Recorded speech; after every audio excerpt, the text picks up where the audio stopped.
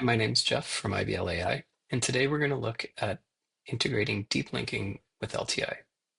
So this is Canvas, and the first thing we're going to do is go to the admin menu and then select developer keys, and then you can either create or edit an existing tool. This is an existing tool, so we don't need to change anything about the main integration. But if we go down to link selection, we can enter in a target link URI for the deep linking launch, and we'll make sure that the message type is LTI Deep Linking request. And we can save it and go over to a course, and we can add an external tool and select our deep linking launch. And that'll bring up a content selection menu so you can choose the content you want to integrate with. We'll select the career path mentor, and then we'll get the target link URI returned for us and then also a suggested title.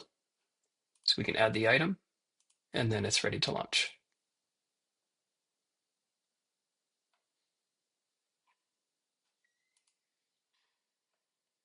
And that's it.